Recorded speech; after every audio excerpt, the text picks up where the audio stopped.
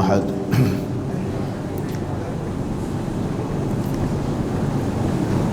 الحمد لله الذي لم يتخذ ولدا ولم يكن له شريك في الملك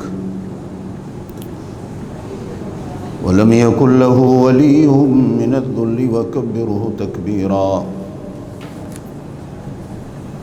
أشهد أن لا إله إلا الله وحده لا شريك له وأشهد أن سيدنا وسندنا ونبينا وشفيعنا محمدا عبده ورسوله اللهم صل على روضة محمد في الرياض وصل على بلد محمد في البلاد اللهم صل على روح محمد في الأرواح وصل على جسد محمد في الأجساد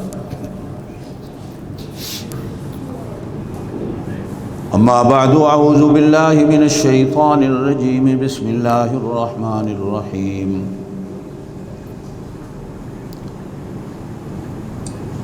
وهو الغفور الودود ذو العرش المجيد وقال الله تعالى في مقام آخر إنه كان عليما حليما صدق الله العظيم اللهم صل على محمد وعلى آل محمد كما صليت على إبراهيم وعلى آل إبراهيم إنك حميد مجيد اللهم بارك على محمد وعلى آل محمد كما باركت على إبراهيم وعلى آل إبراهيم إنك حميد مجيد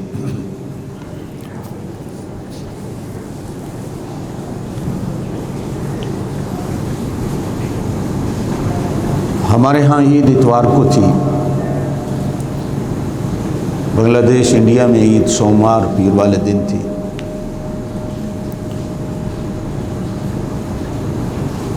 میرے ایک بہت بڑے مہربان دوست، بہت بڑے عالم دین بنگلہ دیش کے،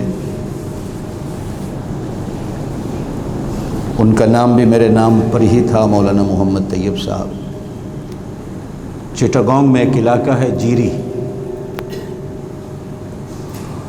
جیری میں ان کا بہت بڑا مدرسہ تھا۔ عید والی رات ہی ان کا انتقال ہوا، اور عید کی نماز کے بعد ان کی نماز جنازہ بھی تھی۔ پرسوں آزاد کشمیر کے علاقے کے ایک میرے بہت بڑے بہترین دوست، بہترین خطیب قاری سعید الرحمن صاحب تنویر، ان کا انتقال ہوا۔ کل میرے ایک اور دوست، مہربان بہترین خطیب پاکستان کے، کمالیہ ضلع فیصل آباد کے، مولانا عبید الرحمن ضیاء، کل ان کا بھی اچانک انتقال ہو گیا۔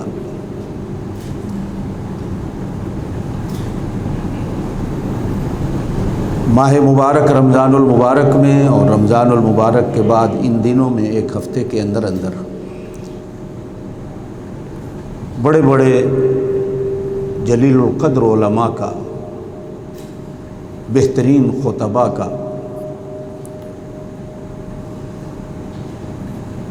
اس دنیا سے اٹھ جانا ہوا۔ اللہ ان تمام کو غریق رحمت فرمائے، اللہ ان کو جنت الفردوس میں جگہ دے، اللہ ان کے پسماندگان کو صبر جمیل نصیب فرمائے۔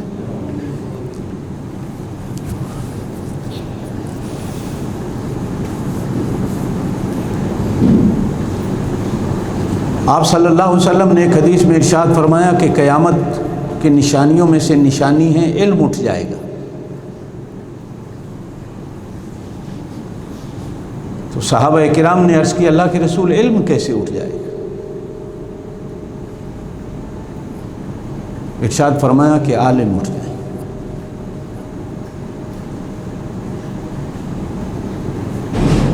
عالم کے چلے جانے سے ایک عالم، ایک دنیا، ایک جہان، ایک گاؤں، ایک شہر، ایک ضلع علم سے خالی اور محروم ہو جاتا۔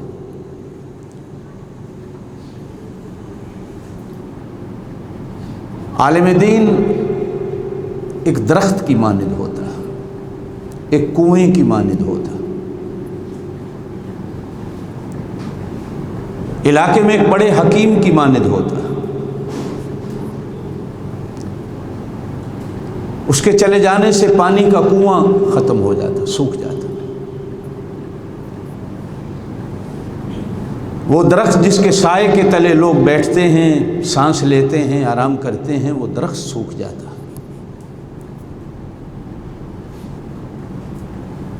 کسی کے باپ کے مر جانے سے صرف وہ ایک بچہ یتیم ہوتا ہے، عالم دین کے مر جانے سے پورا علاقہ یتیم ہو جاتا۔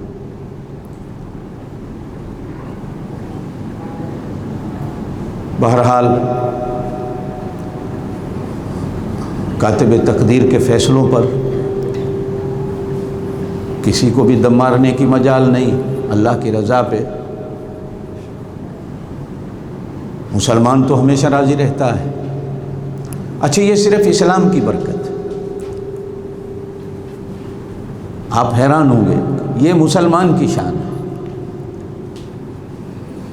کہ اپنے دکھ اور غم کو اللہ پہ ڈال دیتا،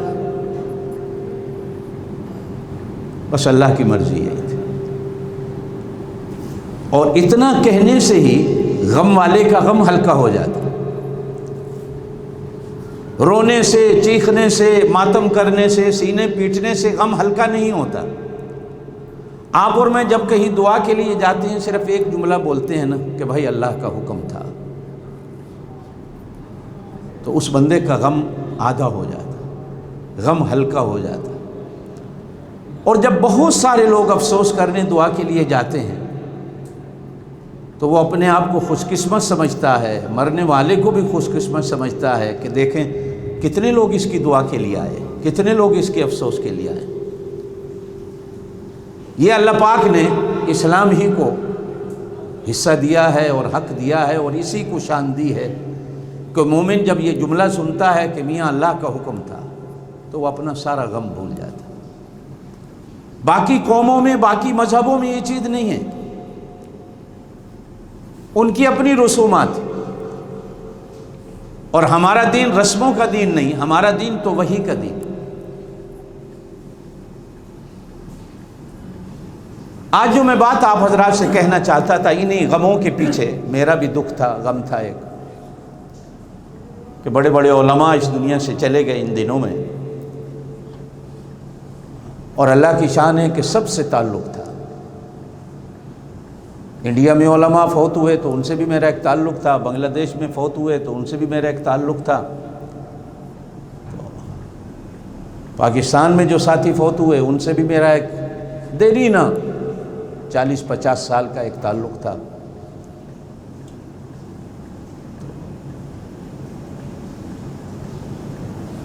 عالم دین کے جانے کا ایک وہی بندہ دکھ سمجھتا ہے جو علم دین کی قدر جانتا ہو، علماء کی قدر جانتا ہو۔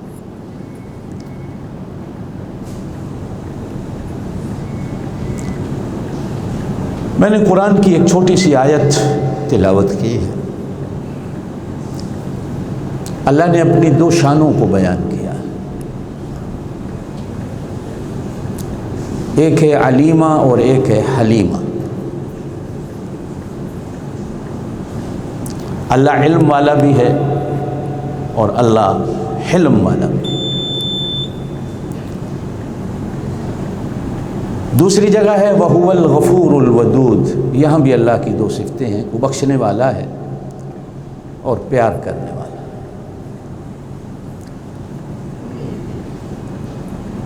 علماء مفسرین نے لکھا ہے کہ جہاں اللہ کے دو نام پچھلے حصے میں بھی اور اگلے حصے میں بھی کٹھے آ جائیں، درمیان میں وقفہ آ جائے، تو وہ قبولیت دعا کی جگہ ہوتی ہے۔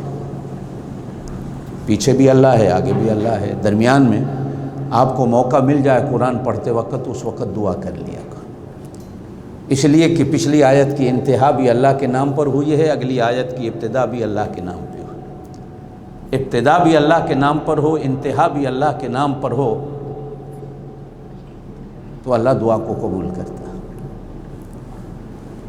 اور بعض علماء نے یوں بھی لکھا ہے کہ جہاں اللہ کی دو صفتیں آ جائیں وہ بھی قبولیت دعا کا وقت ہوتا ہے، قبولیت دعا کی جگہ ہوتی ہے۔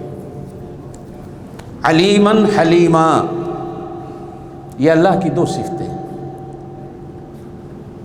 اللہ ہمیں جانتا بھی ہے اور اللہ ہمارے ساتھ اپنے حوصلے کا مظاہرہ کرتا ہے۔ اب یہاں دعا کر لیں، اللہ تو جن گناہوں کو جانتا ہے نہیں جانتا، میں جانتا ہوں یا نہیں جانتا، ان سب گناہوں کو معاف کر دے۔ آمین کہتے۔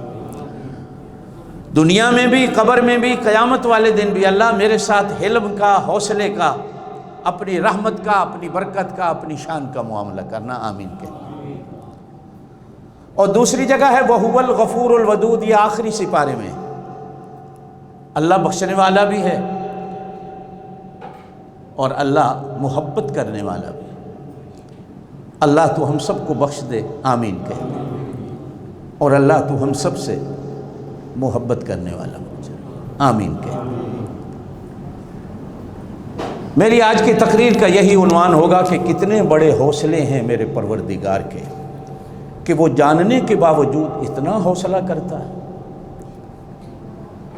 قرآن میں دو لفظ ہیں، ایک ہے حمل اور ایک ہے حمل، یہ زبر اور زیر کا فرق ہے۔ حمل کا معنی بھی وزن اٹھانا ہوتا ہے اور حمل کا معنی بھی وزن اٹھانا ہوتا ہے۔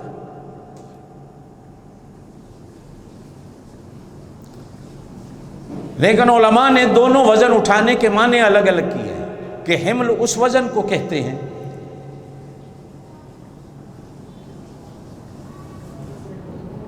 جو باہر کا ہو، ہر کوئی دیکھ رہا ہو میں نے وزن اٹھایا ہوا، میرے ہاتھ میں ہو، میرے سر پہ ہو، میرے کندھے پہ ہو، میرے پیٹھ پہ جو وزن ہو، اس کو حمل کہا جاتا ہے۔ اور یہ قرآن میں بھی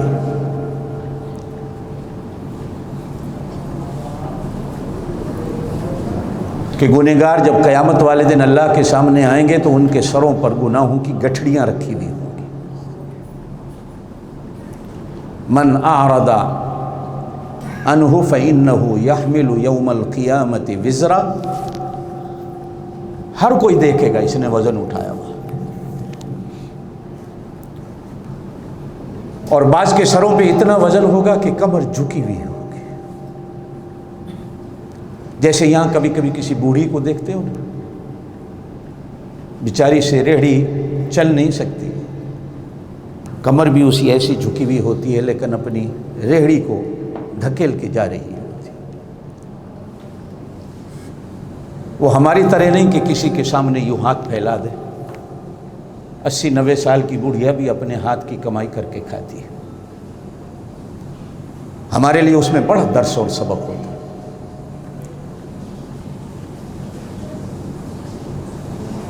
اور حمل قرآن میں اس بوجھ کو کہتے ہیں جو چھپا ہوا ہوتا، جیسے پریگننٹ عورت کو کہتے ہیں کہ یہ حاملہ ہے، اس لیے کہ وہ ایک وزن ہے جو اس نے چھپا ہوا ہوتا ہے، وہ چھپے وزن کو اٹھایا ہوا ہوتا ہے۔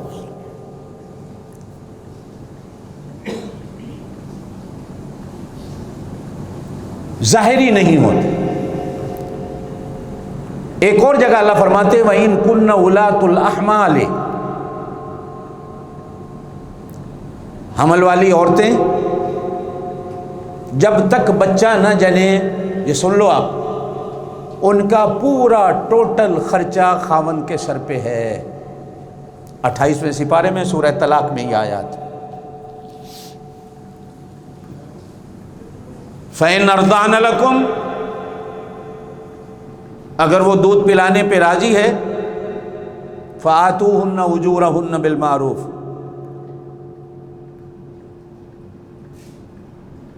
صرف یہ نہیں کہ اس کو روٹی کا خرچہ دینا، اس کا بھی اس کو خرچہ دینا۔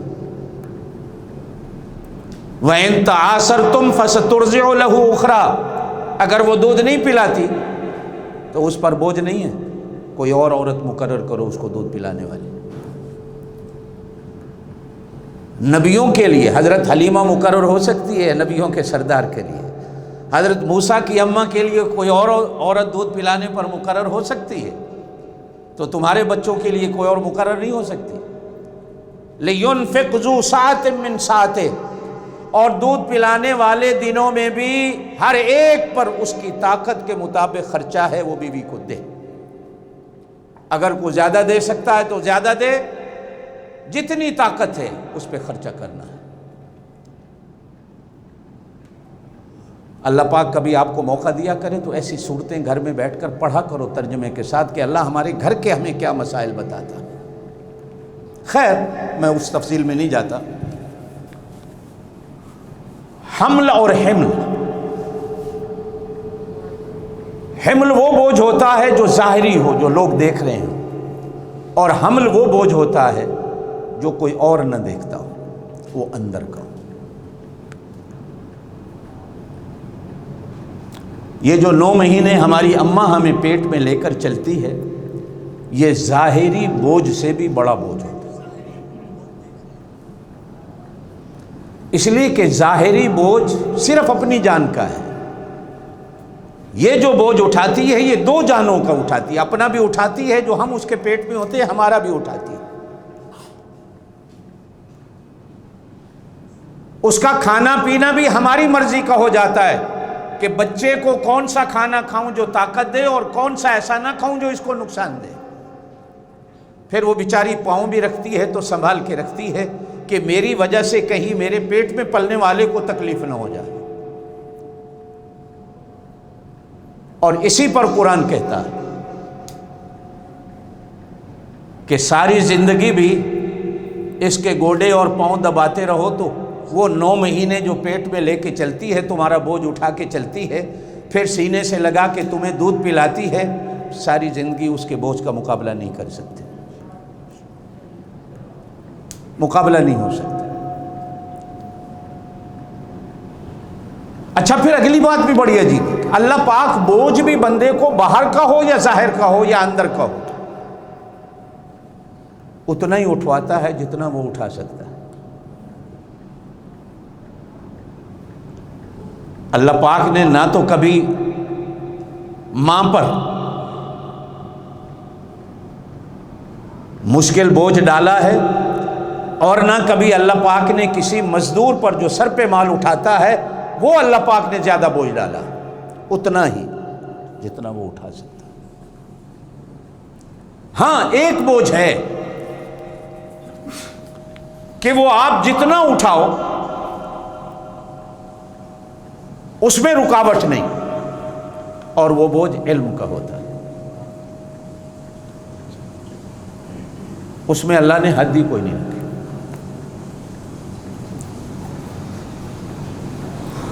اور اللہ کی شان ہے ہم اسی بوجھ سے دور ہیں۔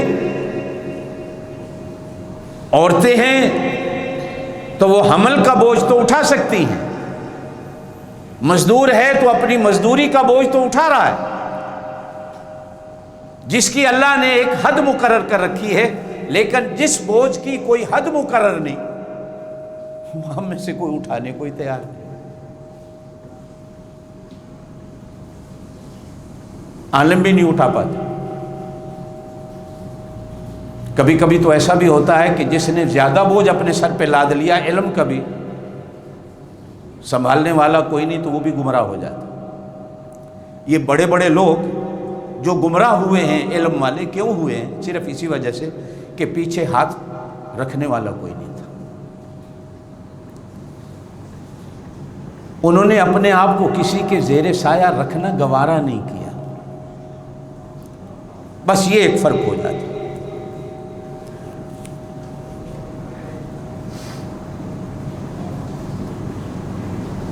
ایک پیر صاحب لاہور جا رہے تھے، 2-4 مرید بھی ساتھ تھے، تو پیر صاحب کی زبان سے ایک جملہ نکل گیا کہ اگر میں چاہوں تو لاہور شہر کو 1 منٹ میں برباد کروں۔ کسی نے وہ جملہ آ کر حضرت شیخ التفسیر مولانا احمد علی لاہوری رحمۃ اللہ علیہ کو سنایا کہ حضرت ایک پیر جا رہے تھے بازار سے اور وہ یوں کہہ رہے تھے اگر میں چاہوں تو لاہور کو ایک لحظے میں الٹا کے رکھ دوں۔ فرمایا بھائی بڑا دعویٰ ہے یہ، چلو بیٹھو مراقبہ کرتے ہیں، دیکھتے ہیں کتنی طاقت رکھتا ہے۔ سائنسدان اپنا علم کا مظاہرہ کرتے ہیں، اللہ والے اپنے علم کا مظاہرہ کرتے ہیں، اس کو مراقبہ کہا جاتا ہے۔ آنکھیں بند کی، سینے کی طرف دیکھا کہ دیکھیں تو صحیح ہے بندہ کتنی طاقت رکھتا ہے۔ 2 منٹ کے بعد نگاہیں اٹھا کر کہا کہ ذرہ بھی طاقت نہیں رکھتا۔ یہ ایسی بڑھ ماری ہے اسے۔ پھر نظر جھکائی، کہا کہ اس کے پیر کے اندر بھی طاقت کوئی نہیں۔ پھر نظر جھکائی، نظریں اٹھا کر کہا ہاں اس کے دادا پیر کے اندر یہ طاقت تھی، اگر وہ چاہے تو ایک لحظے میں لاہور کو برباد کر کے رکھ دے۔ اس لیے کہ اس کی تار اللہ کی تار کے ساتھ جڑی ہوئی تھی۔ ایک حد ہوتی ہے علم کی اور حلم کی کہ بندہ جب اس منزل پہ پہنچتا ہے تو پھر ہواؤں کو بھی اللہ اس کے حکم کے مطابق چلاتا ہے، بادلوں کو بھی اس کے حکم کے مطابق چلاتا،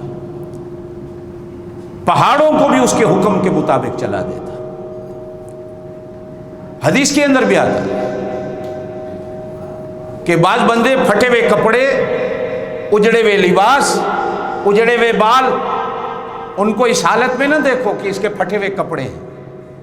اللہ کے ساتھ ان کی تار ایسی ملی ہوئی ہوتی ہے کہ اگر وہ چاہیں پہاڑوں کو کہیں چلو تو پہاڑ چلنے لگ جائیں۔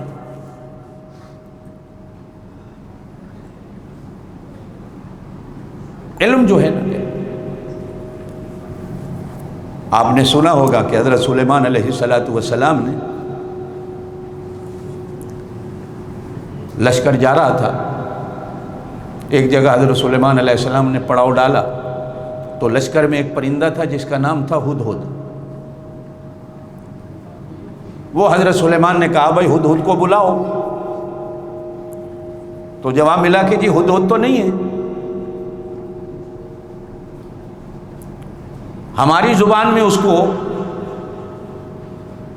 دھرکھان پکھو کہتے ہیں، اس کی چونچ لمبی ہوتی ہے، وہ درختوں میں بھی چونچ مار مار کے سوراخ کر دیتا،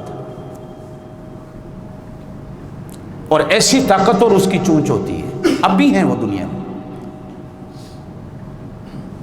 کہ وہ بڑے بڑے درختوں میں سوراخ کر لیتا ہے،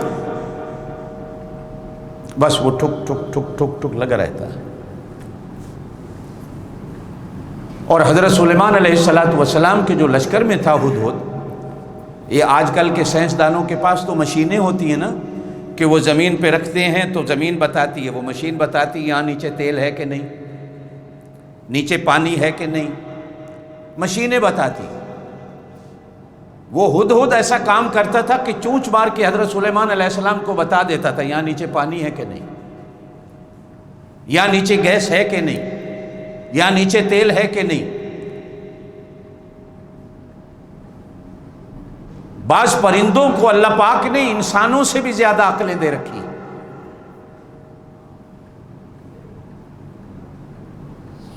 کسی زمانے میں لوگ کبوتروں سے جاسوسی کا کام کراتے تھے، اب بھی کل پرسوں کو انڈیا کے ہاتھ میں ایک کبوتر لگ گیا، کہا جی پاکستان کا جاسوس تھا، اس کو پکڑ کے اندر کر دیا گیا۔ کبوتروں سے لوگ جاسوسی کا کام کرواتے اور کبوتر جاسوسی کا کام کرتے۔ میرے پاک نبی صلی اللہ علیہ وسلم کے پاس ایک خچر تھا، حدیث میں آیا ایک دن وہ روتا ہوا حضور کے پاس آ گیا۔ آپ کے پاس پہلے نہیں تھا، وہ پہلے دن وہ خچر ایسے ہی مسجد نبی میں آ گیا تو آپ کے پیروں پہ سر رکھ کر رونے لگے۔ حضور نے کہا بھئی تو کون ہے، کہاں سے آیا؟ تو کہنے لگا میں ابراہیم علیہ السلام کے پاس میرا باپ دادا خچر ہوتا تھا، میں اس کی نسل سے ہوں۔ میرا خاندان نبیوں کی خدمت کرتا رہا، میں چاہتا ہوں میں آپ کی خدمت کروں۔ تو حضور صلی اللہ علیہ وسلم نے رکھ لیا اس کو اپنے پاس۔ خچر جانتے ہیں نا، گدھے سے بڑا ہوتا ہے، گھوڑے سے چھوٹا ہوتا ہے۔ آپ پھر اس پر سواری بھی فرماتے تھے۔ حدیث میں آتا ہے کہ کبھی کبھی آپ نے کسی صحابی کو بلانا ہوتا، اور حضرت بلال نہیں ہے کہ حضرت بلال سے کہا جائے بلال جاؤ فلانے بندے کو بلا کے لاؤ، تو آپ صلی اللہ علیہ وسلم اس خچر کو کہا کرتے تھے جاؤ فلانے بندے کو بلا کے لاؤ، تو وہ خچر سیدھا اس صحابی کے دروازے پہ جا کر دروازے پہ ایسے اپنا سر مارتا تھا۔ گھر والے دروازہ کھولتے تھے تو وہ سمجھ جاتے تھے یہ تو نبی کا خچر ہے، ضرور نبی نے بلایا ہے، یہ کسی کام کی غرض سے آیا ہے، ایسے نہیں آیا۔ جانور بھی ایسے سیانے ہوتے۔ شکار کا جو کتا ہوتا ہے نا، اور جو باز شکار کرتا ہے، اللہ کی شان ہے یہ اتنے سیانے ہوتے ہیں، جو شکار کرتے ہیں اس کو وہ مارتے نہیں، نہ اس کو کھاتے ہیں، کوشش کرتے ہیں کہ زندہ اٹھا کر اپنے مالک کے حوالے کرتے۔ کھانا انہوں نے کیا ہوتا ہے، جو مالک ان میں منہ میں اپنے ہاتھ سے بوٹی ڈالتا ہے وہ کھاتے ہیں۔ اس لیے شکار کا کتا رکھنا جائز ہے۔ لوگ باز بھی رکھتے ہیں شکار کرنے کے لیے، پرندے ہیں، جانور ہے کتا، لیکن اللہ نے اتنی عقل دے رکھی ہے کہ وہ شکار کرتا ہے لیکن اسے مارتا نہیں اور اسے کھاتا بھی نہیں۔ اچھا آپ کسی بندے کو اپنا نوکر رکھ لیں شکار کے لیے، آپ نے 5-4 شکار کیے تو انشاءاللہ وہ بندہ ایک شکار چھپا لے گا۔ جانور بے ایمانی نہیں کرے گا، بندہ بے ایمانی کر جائے گا۔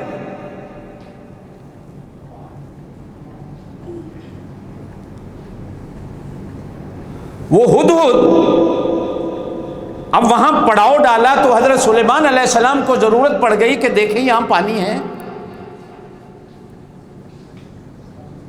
آپ پوچھا ہدہد کہاں ہے، جواب ملا جی وہ تو نہیں ہے۔ گھنٹہ گزر گیا، 2 گھنٹے گزر گئے، حضرت سلیمان کو غصہ آیا۔ قرآن بیان کرتا ہے اس میں، 19ویں سپارے میں پورا واقعہ ہے۔ غصے میں آ کر کہا لوگ یہاں گرمی میں بیٹھے ہیں، پانی کا پتہ کرانا تھا، وہ کہاں رہ گیا؟ اگر نہیں آیا 1 گھنٹے تک لَأَذْبَحَنَّ، اسے ذبح کرا دو، یا اسے کو ایسی سخت سزا دوں گا کہ وہ یاد رکھے۔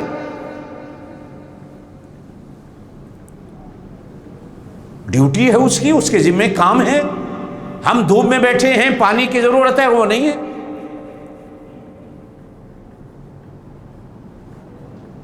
اب 2-4 گھنٹوں کے بعد دیکھا کہ ہدہد اڑتا ہوا آ گیا۔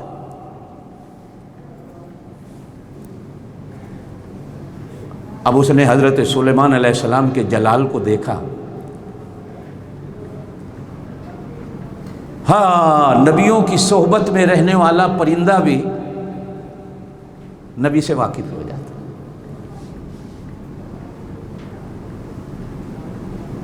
یہ تو ہم لوگ ہیں نا کہ 70 سال کی عمر ہو گئی، اللہ کا دیا ہوا کھا رہے ہیں پی رہے ہیں، ہمیں آج تک اپنے اللہ کی پہچان نہیں۔ 70 سال کی عمر ہو گئی، نبی کا کلمہ پڑھ رہے ہیں، آج تک ہمیں اپنے نبی کی پہچان نہیں۔ وہ پرندے، وہ جانور بھی جانتے تھے جو نبی کی صحبت میں رہتے تھے کہ نبی کا مقام کیا ہوتا، نبی کا راضی ہونا، نبی کا ناراض ہونا کن چیزوں میں ہوتا۔ نبی کا جلال دیکھا، معذرت کرنے سے ہی پہلے دیر سے آنے کا خود بخود اپنا واقعہ بیان شروع کر دیا۔ کہا کہ ہم آ رہے تھے، آپ نے تو توجہ نہیں کی، میں نے راستے میں ایک گاؤں دیکھا اور اس گاؤں پر حکومت کرنے والی ایک عورت تھی، اور وہ لوگ اس عورت کو سجدہ کر رہے تھے، اس کی بات مان رہے تھے۔ بنگالیوں سے نہیں کہہ رہا کہ تم نے بھی ایک عورت کو حکمران بنا رکھا ہے، پاکستان والوں نے بھی ایک عورت کو حکمران بنا رکھا تھا، یہ اس زمانے کی بات ہے۔ جب ابھی تک میرے پاک نبی صلی اللہ علیہ وسلم کا دین کلمہ شریعت نہیں آئی تھی، یہ اس وقت کی بات ہے۔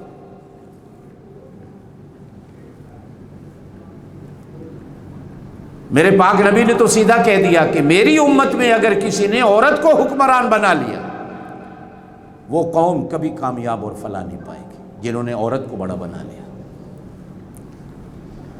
جس ملک میں فیصلے عورتیں کرتی ہوں اس ملک میں خیر نہیں ہوتی۔ اور ایک جملہ آپ کے لیے کہہ دیتا ہوں، جس گھر میں فیصلے عورتوں کے ہاتھ میں ہوں اس گھر میں بھی خیر نہیں ہوتی، اس گھر میں بھی فساد ہوتا ہے۔ الرجال قوامون علی النساء، فیصلے کی طاقت اور قوت اللہ پاک نے صرف مرد کو دے رکھی ہے، یہ قرآن کا فیصلہ ہے۔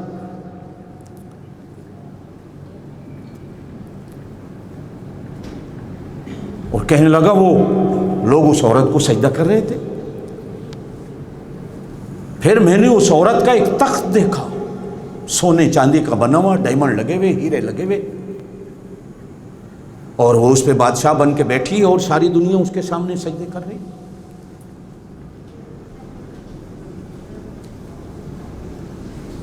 اب حضرت سلیمان علیہ السلام نے جو سنا تو وہ پرانے والا جلال بھول گئے، اس لیے کہ ایمان والا، علم والا، نبوت والا، شریعت والا بندہ جب کہیں شرک کی بیماری سنتا ہے، جب کہیں بدعت کی بیماری سنتا ہے، جب کہیں اللہ کے مقابلے میں کسی اور کو کھڑے دیکھتا ہے، تو وہ پرانے غصے دنیا والے سب بھول کر اس ایک لین کو پکڑتا ہے کہ بندے ہو کر بندے کو کیسے سجدہ کر رہے ہیں، اور بندے ہو کر ایک عورت کو کیسے سجدہ کر رہے ہیں، اور بندے ہو کر ایک عورت کو تخت پہ بٹھا کر اس کے سامنے کیسے سجدہ ریز ہو رہے ہیں، اور بندے ہو کر عورت کی حکمرانی۔ یہ شریعت کا ایک بڑا عجیب دستور ہے۔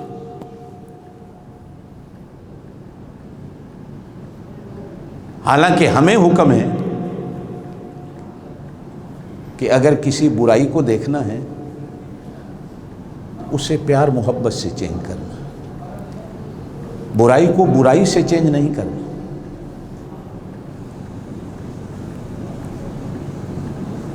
میں آپ سے پوچھتا ہوں، ایک آدمی کے کپڑے پلیت ہو جائیں اور پیشاب کا اس کے پاس ڈبہ بھرا پڑا ہو، تو کیا پلیت کپڑے کو پیشاب سے اگر وہ دھونا چاہے، پاک کرنا چاہے، تو کیا وہ کپڑے پاک ہو جائیں گے؟ ہو جائیں گے؟ نہیں ہوں گے۔ کیوں؟ پلیت شے سے پلیت شے کو پاک کر رہا ہے۔ پلیت شے پاک شے سے پاک ہوتی ہے۔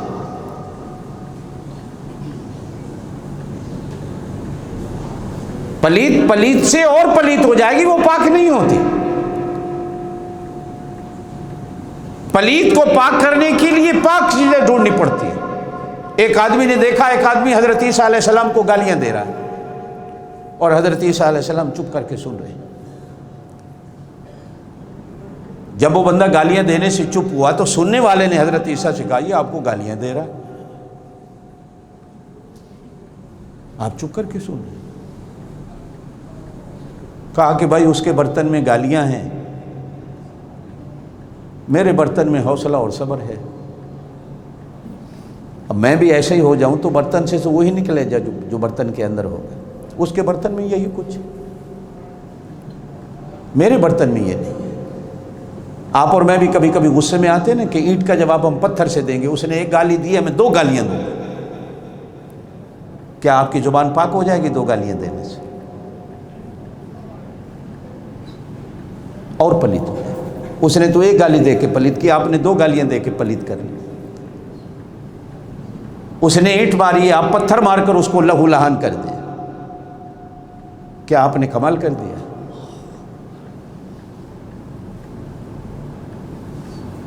حضور صلی اللہ علیہ وسلم کے راستے میں سر پر جس عورت نے کچرا پھینکا، کانٹے پھینکے، کانٹے دار ٹہنیوں کو پھینکا، ایک دن حضور گزرے تو اس نے نہیں خدمت کی ہے جو ہمیشہ کرتی تھی۔ آپ صلی اللہ علیہ وسلم نے صحابہ کرام سے پوچھا، میاں آج اس عورت نے ہماری خدمت نہیں کی جو پہلے روز کرتی ہے، کانٹے پھینکتی ہے، کچرا پھینکتی ہے۔ کسی نے کہا یا رسول اللہ وہ تو بیمار ہے۔ آپ صلی اللہ علیہ وسلم نے حضرت ابوبکر صدیق سے فرمایا اٹھو یار اس کو پوچھنے چلتے. آ کر دروازہ کھٹکھٹایا. اس نے اپنی بچی سے کہا دیکھو کون ہے. اب اس نے اندر سے دیکھا تو بھاگی ہوئی اپنی ماں کے پاس گئی. وہ آئے ہیں, لگتا ہے مارنے آئے ہیں.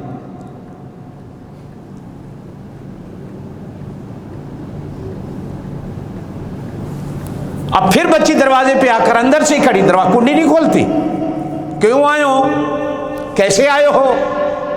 اب باہر سے جواب ملتا ہے سنا ہے وہ بیمار ہے, ہم پوچھنے آئے ہیں. کہا بیٹا دروازہ کھول دو.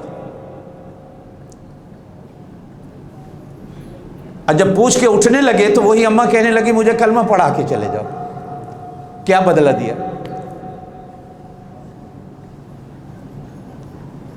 آدم علیہ السلام سے ایک بھول ہوئی. توجہ دینا میری بات پر, ایک. کیا اللہ نے کہا اس درخت کے قریب نہیں جانا؟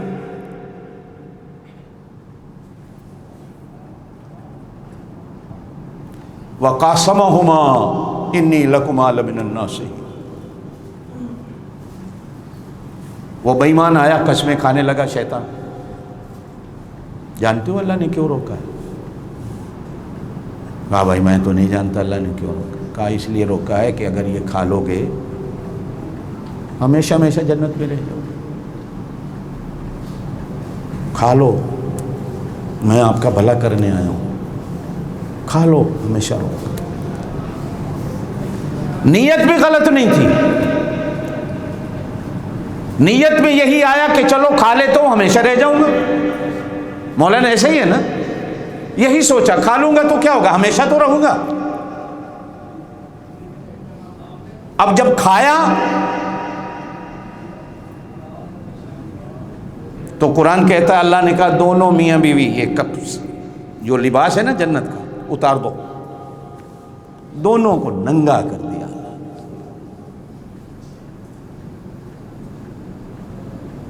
اب بیچاروں کو شرمگاہیں چھپانے کے لیے بھی کپڑے نہیں ملے. تو قرآن کہتا ہے کہ درخت کے پتے توڑے. بعض درخت ایسے ہوتے ہیں ان کے پتے اتنے بڑے ہوتے ہیں. آپ کبھی سنگاپور ملیشیا جاؤ یا انڈیا جاؤ, اتنے اتنے بڑے پتے ہوتے ہیں, لوگ نیچے بچھا کر اس کے اوپر چاول ڈال کے کھا رہے ہوتے ہیں. اب وہ پتہ نہیں کیلے کے ہوتے ہیں یا کس درخت کے ہوتے ہیں, اتنے اتنے بڑے پتے ہیں. دسترخوان پلاسٹک بچھانے کی ضرورت نہیں, درختوں کے پتے توڑو بچھا لو, اوپر بیٹھ کھانا لگاؤ اور کھا لو. ہوتے ہیں نا.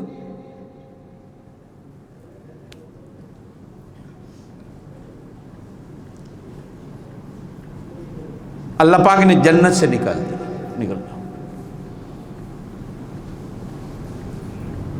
اور قرآن کہتا ہے وَلَمْ نَجِدْ لَهُ عَزْمًا. گناہ نہیں, آدم کا ارادہ ہی نہیں تھا, اس نے بہکایا کہ ہمیشہ یہاں رہو گے, کر بیٹھ. فَنَسِيَ, قرآن کہتا ہے بھول ہو گئی. کبھی یوں نہیں کہنا کہ آدم نے غلطی کی یا گناہ کیا, اس لیے کہ آدم ہمارا دادا بھی ہے, بابا بھی ہے, اللہ کا برگزیدہ نبی بھی ہے. یہ گناہ کا تصور نبی کی طرف اگر میں لے جاؤں یا اگر کوئی بندہ آپ کو بہکانا چاہے تو خبردار کبھی یہ جملہ زبان سے نہیں نکالنا کہ آدم علیہ السلام نے اللہ کی نافرمانی کر دی. نبی نافرمانی نہیں کرتا, گناہ نہیں ہوتا. قرآن کہتا ہے فنسیہ, آدم بھول گیا.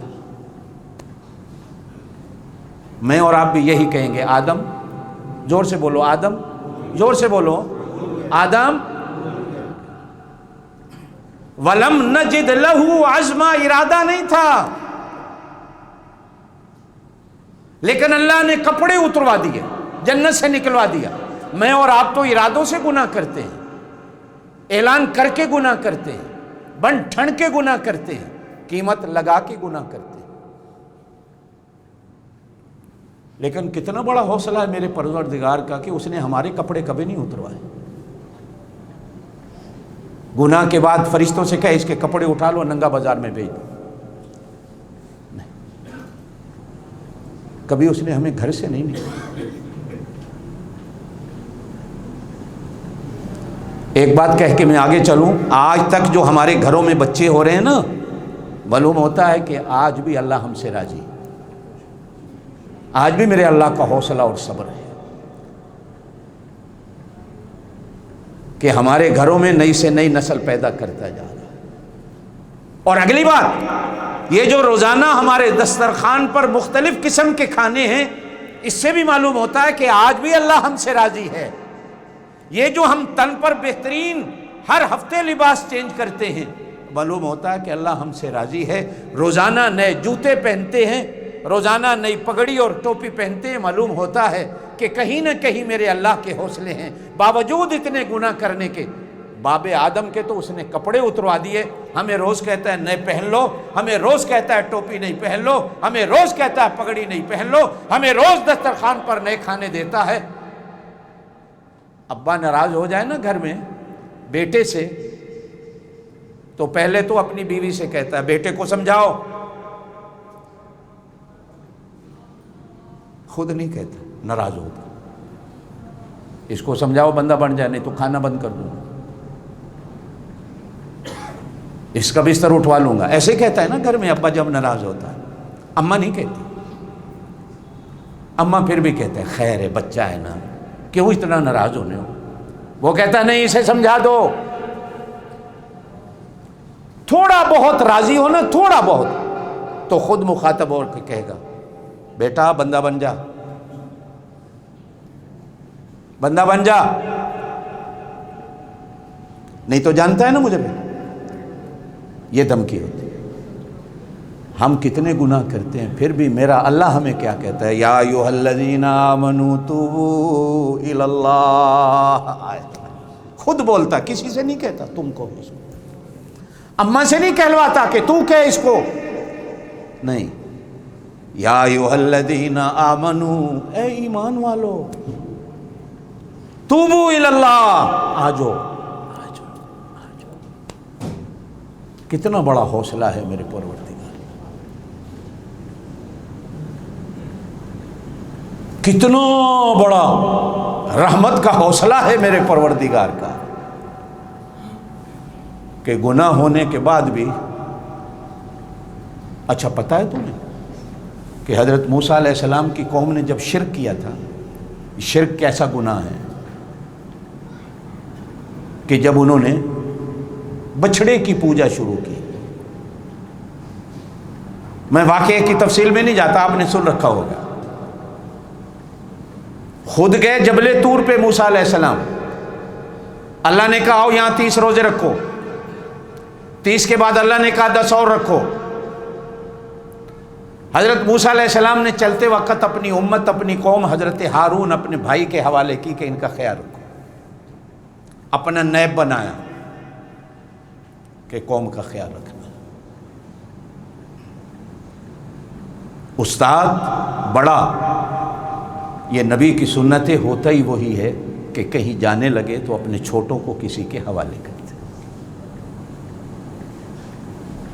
आप भी कहीं घर से जाने लगो तो अपनी औलाद का निगरान किसी को बना के जाया करो, इनका ख्याल रखना।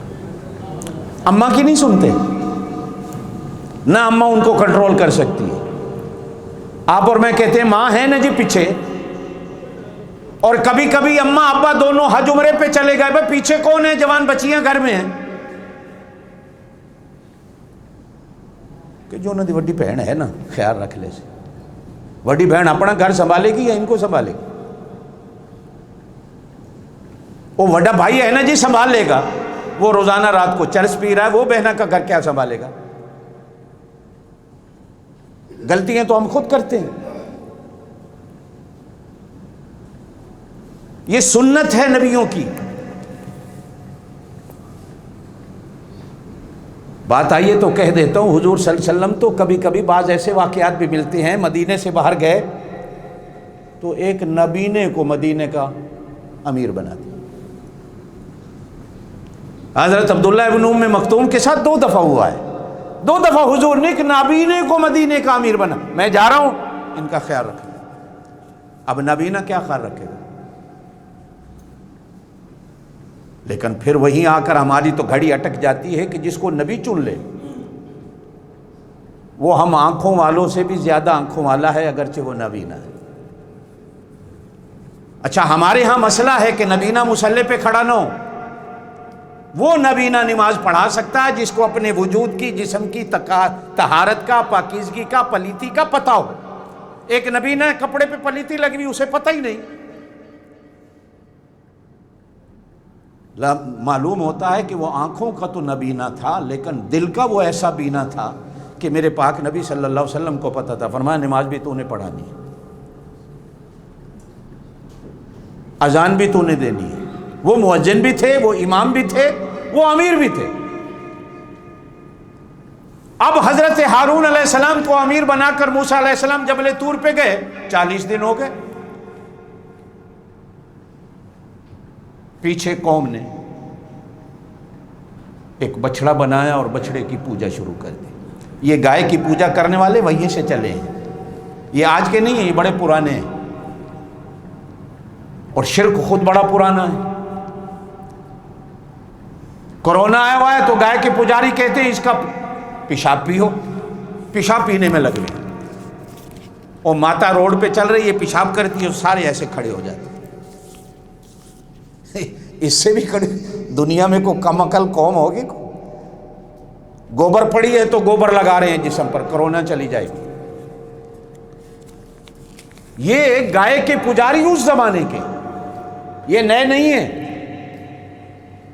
اور قرآن کہتا ہے کہ یہ یہود اور ہنود، یہودی اور ہندو جتنا اسلام کا دشمن ہے اتنا کو اور اسلام کا دشمن نہیں ہے۔ آج بھی دونوں کا گٹھ جوڑ ہے،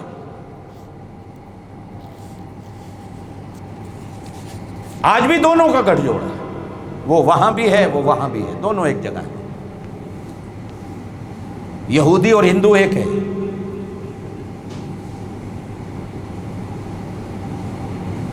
اب موسیٰ علیہ السلام جب جبل طور سے تورات لے کے آئے، تورات لکھی ہوئی تھی تختیوں پہ، اللہ نے دے دی، لے جاؤ۔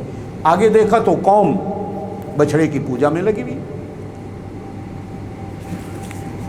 اب غصے میں، جلال والے نبی تھے، تورات ہاتھ سے گر گئی۔ یہ حالت کپ کپاہٹ طاری ہوئی نبی پر کہ میں ان کو اللہ کا سجدہ ریز کر کے چھوڑ کے گیا تھا، یہ کیسی قوم ہے جو بچھڑے کی پوجا شروع کر دی، گائے کی پوجا میں لگ گئے۔ اب حضرت ہارون کو بلایا، ادھر آ۔ حضرت ہارون جو آئے تو موسیٰ علیہ السلام نے ایک ہاتھ سے تو داڑھی پکڑی اور کبھی سر کے بال پکڑے، اور دوسرا ہاتھ، یہ کیا ہے؟ تو اس امت، اس قوم کو نہیں سنبھال سکا، شرک میں مبتلا ہو گئی۔ اب وہ حضرت ہارون کہہ رہے ہیں میرا بھائی، او میری ماں جایا بھائی، میری داڑھی چھوڑ، میرے بال چھوڑ، پہلے میری بات تو سن۔ جلال ہے، آپ بھی ایسے بنو، ہر چیز کو برداشت کرو، گھر میں کبھی شرک کو برداشت نہیں کرو۔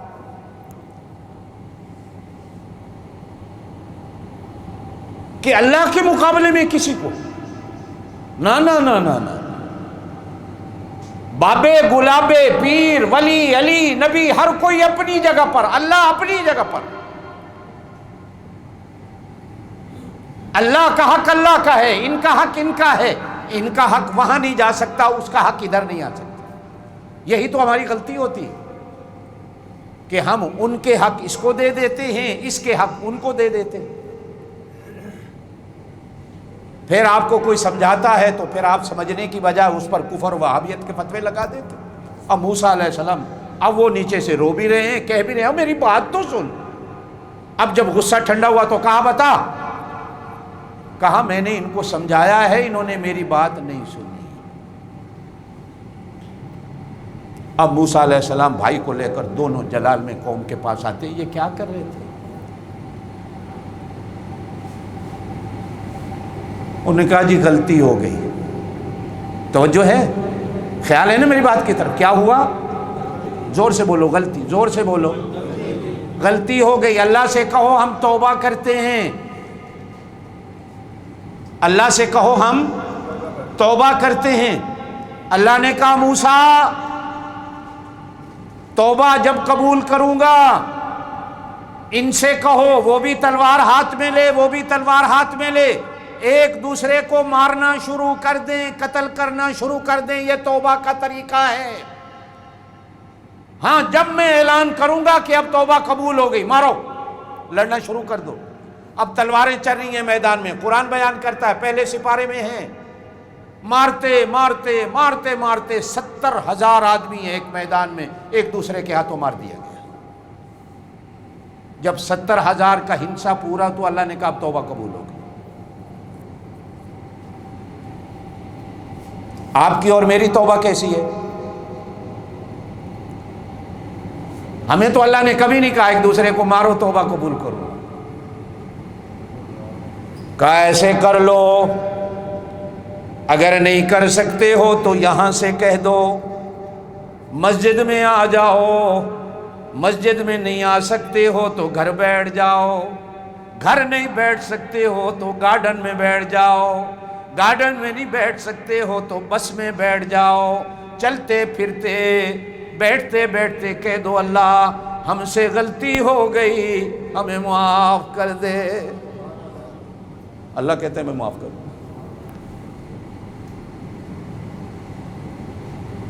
پرانی قوموں کو دعا کا حکم نہیں ہوتا تھا، نبیوں کو حکم ہوتا تھا امتوں کے لیے دعا مانگو۔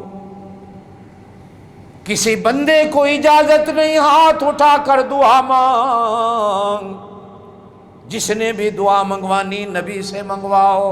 موسیٰ علیہ السلام صبح شام جبل طور پہ جا رہے ہیں، کبھی کس کے لیے دعا کرنے، کبھی کس کے لیے دعا کرنے، کبھی تیرے لیے، کبھی میرے لیے، کبھی اس کے لیے، کبھی اس کے لیے۔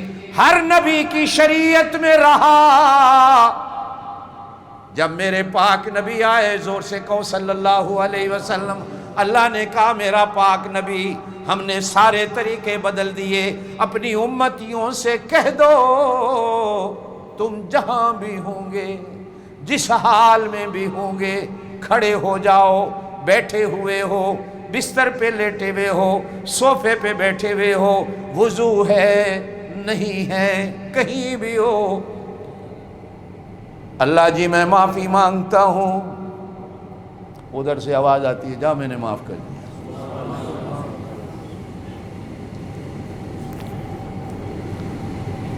پرانے زمانوں میں جو قربانیاں ہوتی تھی نا، وہ اس طرح نہیں ہوتی تھی جو ہم کرتے ہیں، جانور لٹایا ذبح کر دیا، نہ نہ نہ، ہر کوئی اپنی قربانی کے جانور، گاؤں میں شہر میں ایک چوک بنا ہوتا تھا، وہاں آ کر قربانی کا جانور چھوڑ دیتے تھے۔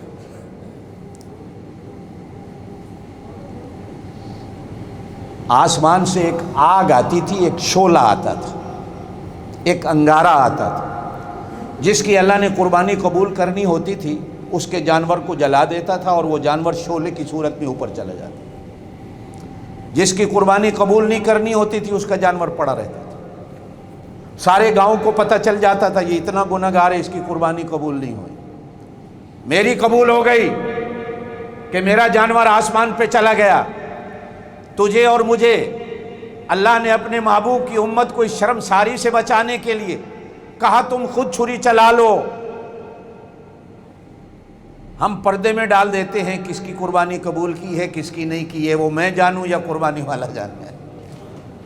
قیامت والے دن بتاؤں گا کس کی قبول کی ہے۔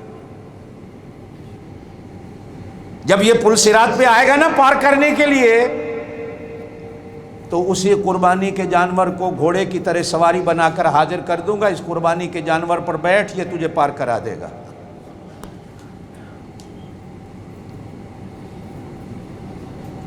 کتنے بڑے حوصلے ہیں میرے پروردگار کے، کہ آج بھی اس نے، توجہ سے میری بات سنو، آج بھی اس نے توبہ کا دروازہ بند نہیں رکھا۔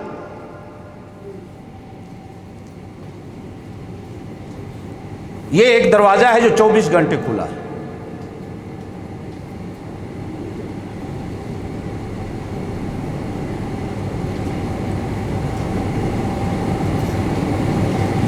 توبہ کا دروازہ 24 گھنٹے کھلا ہے۔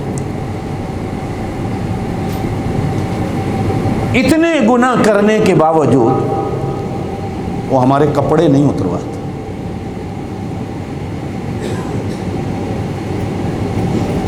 پھر بھی وہی کپڑے پہنا کر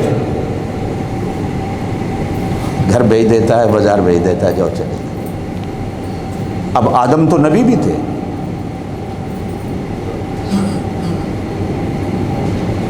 ایک بات کہہ کے میں ختم کرتا ہوں۔ بابا آدم علیہ السلام جب زمین پہ آئے نا تو رات تھی، دن نہیں تھا، رات تھی، اور جنت میں کبھی رات ہوتی نہیں۔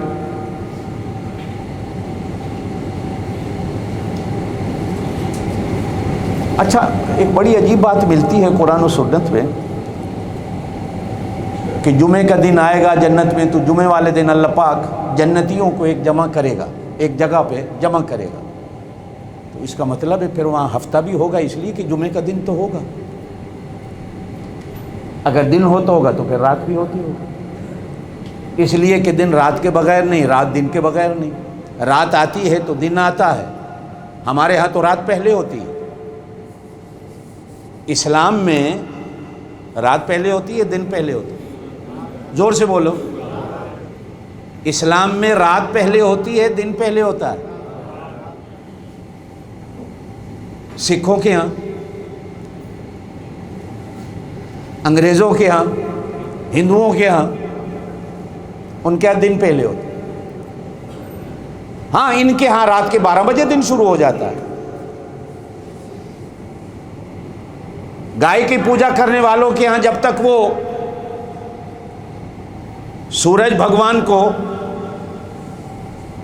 وہ ڈولی الٹی کر کے پانی نہ دے لیں، صبح سے بھی دیکھتے ہیں نا سارے سورج کے سامنے وہ لوٹا بھی لیا ہوا ہوتا ہے، اس کی آگ کو ٹھنڈا کر رہا ہوتا ہے۔ ان کی فجر اس وقت ہوتی ہے، ان کا دن اس وقت ہوتا ہے، اور سکھوں کی صبح تو ہوتی 12 بجے۔ ہمارے ہاں سورج غروب ہوا اگلا تو رات پہلے ہوتی، دن بعد میں ہوتا۔ اب بعض حدیثوں سے ملتا ہے کہ جنت میں دن ہوگا جمعے کا، تو اس کا مطلب ہے کہ رات بھی ہوتی ہوگی۔ اور قرآن بالکل کہتا ہے لا یرون فیہا شمسا ولا زمہریرا، جنت میں نہ دھوپ ہوگی نہ رات کا اندھیرا ہوگا، رات ہوگی بھی نہیں۔ اب صحابہ کرام نے ہمارے لیے حضور صلی اللہ علیہ وسلم سے پوچھ لیا، یا رسول اللہ جب رات ہوگی بھی نہیں، جب دھوپ بھی نہیں ہوگی، تو یہ کہ جمعے والے دن اللہ سب کو جمع کرے گا، یہ نہیں سمجھ آئی۔ تو آپ صلی اللہ علیہ وسلم نے ارشاد فرمایا، ایک اندازہ ہے رب کی قدرت کا کہ جیسے 8ویں دن جمعہ آتا ہے نا، بس وہ اللہ پاک اپنی قدرت کا حساب لگا کے 8ویں دن، صرف 8ویں دن، ایک دفعہ نہیں، ہر 8ویں دن، توجہ سے میری بات سمجھنا، یہ جنت کی بات، ہر 8ویں دن، اور وہ دن اتنا بڑا ہوگا کہ 70,000 سال قیامت کے دن گزر جائیں گے اسی ایک لحظے کے اندر، کہ جب جنتی اللہ کا دیدار اس میدان میں بیٹھے کر رہے ہوں گے۔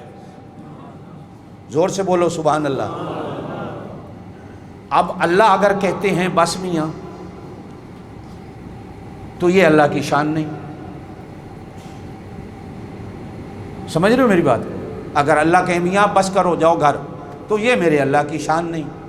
اور اگر جنتی تھک جائیں کہ جی 70,000 سال گزر گئے اب ہم تھک گئے ہیں، تو یہ جنتی کی شان نہیں۔ جنت میں تو تھکاوٹ ہونی نہیں، اور دینے والے نے بس کرنی نہیں۔ اب یہ کیسے آپ کو سمجھ آئے گا کہ جنتی کیسے کہے گا ہم تھک گئے، پیٹ بھر گیا، رج گئے، اور اللہ بھی نہیں کہیں گے کہ بابا بس کرو 70,000 سال ہو گئے ہیں۔ تو صحابہ نے پوچھا یا رسول اللہ پھر اس کا کیا ہوگا؟ میرے پاک نبی صلی اللہ علیہ وسلم نے فرمایا 70,000 سال گزرنے کے بعد ایک نور کا پردہ آ جائے گا، نہ ادھر سے کہا جائے گا بس کرو، نہ ادھر سے کہا جائے گا ہم تھک گئے، کہو سبحان اللہ۔ ایک نور کا پردہ آئے گا، پردے کے اندر سے آواز آئے گی، وہ حوریں تمہاری جنت میں انتظار کرنے والی انتظار کر رہی ہیں، دروازے پہ کھڑی ہیں، کچھ ان کا بھی حق ہے، اب جاؤ ان کا حق ادا کرو، اب اگلا جمعہ آئے گا پھر آ جانا۔ اب جنتی آواز سنے گا، کانوں میں آواز آئے گی، ہر جنتی ایسے سنے گا کانوں کے ساتھ کسی نے ایمپلیفائر لگا دیا ہے، مائک لگا دیا ہے۔ میرے پاک نبی سے پوچھا گیا وہ بولنے والا کون ہوگا، کہنے والا کون ہوگا؟ میرے پاک نبی نے فرمایا تمہارا اللہ ہوگا۔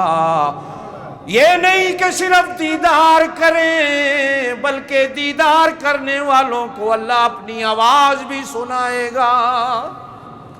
یہ ہو نہیں سکتا کہ آواز سنائی جائے دیدار نہ کرایا جائے، اور یہ بھی نہیں ہو سکتا کہ صرف دیدار کرایا جائے آواز نہ سنائی جائے۔ دیدار میں آواز ہو مزہ ڈبل ہو جاتا ہے، اور آواز میں دیدار آ جائے کہو مزہ سبحان اللہ۔ میرے پاک نبی صلی اللہ علیہ وسلم نے فرمایا ایک اندازہ ہوگا، ایک اندازہ ہوگا۔ نمازیاں دیاں ترائے قسمیں ہونی ہیں۔ نمازیوں کی بنگلہ دیش والوں، نمازیوں کی کتنی قسمیں ہوتی ہیں؟ زور سے بولو کتنی؟ ایک ہوتے ہیں 360 کے، ایک ہوتے ہیں زور سے بولو 360۔ استاد جی اسی عید والے دن آئے سن، تھوڑے پیچھو تو عید پڑی ہے نا جی، تو سا نہیں تکا، وہ سال کے بعد آتے 360۔ ایک ہوتے ہیں 8، ایک ہوتے ہیں 8 کے۔ آپ میں سے کتنے 8 کے ہیں؟ استاد جی 8ویں دن آنے ہیں نا، یہ جمعے آنے ہیں نا جی ہیں؟ اور ایک نمازی ہوتا ہے 68 کا۔ تو اسی 68 والا بننا ہے، 8 والا بننا ہے، یا 360 والا بننا ہے؟ بولو۔ اچھا ایک چوتھی قسم بھی ہے، ایک ہوتا ہے 68 والا جو 68 سے 5 ٹائم کی پڑھتا ہے، ایک ہوتا ہے 8 والا جو 8ویں دن آتا ہے، ایک ہوتا ہے 360 والا جو سال کے بعد آتا ہے، اور ایک ہوتا ہے 61 والا، وہ 360 کے بعد بھی نہیں آتا، صرف وہ چارپائی پہ ہوتا ہے۔ پھر وہ 61 والا، 68 والا، 8 والا، 300 کیڑا جڑا آخدا ہے جی میں 68 والا نمازی بن جاؤں۔ ہائے سارے ڈھیلے ہوئے ہاتھ کھڑا کرو، اللہ تھانوں 68 والا نماز، ایتھے بھی 68 کرو، قبر بھی نمازہ پڑھو، قیامت والے دن بھی نماز آکھو نا اللہ سانوں 68 والا بنا دے۔ میں 68 والا نہیں کہہ رہا، اللہ کرے تسی کرسیاں والے ہو، وہ 68 والے نہ ہو۔ ہاں اسکول جب میں اور آپ جاتے تھے نا چھوٹے ہوتے تو گھروں 68 لے وینے سے، بوری بھی ایسی گھروں لے وینے سے، اسکول کرسیاں کوئی نہیں سی ہوندیاں، لیکن ان ٹاٹوں پہ پڑھنے والے علامہ اقبال بن گئے، لیکن جو آج کرسیوں پہ بیٹھتے ہیں وہ علامہ اقبال کوئی نہیں بنتا۔ کرسی بٹھاتی ہے پڑھاتی نہیں، ٹاٹ پڑھاتا ہے بٹھاتا نہیں۔ 360 والے بنو گے؟ کیڑا جڑا آخدا جی چلو میں 360 والا بن جا، عید والے دن تے آنا نا جی استاد جی۔ اور 8 والا کوئی بھی نہیں ہے۔ اللہ کرے 68 والے ہو جاؤ، آمین آمین۔ اللہ کرے 68 والے نمازی بن جاؤ، آمین آمین۔ زندگی رہی تو باقی باتیں انشاءاللہ آئندہ۔ وآخر دعوانا الحمدللہ رب العالمین۔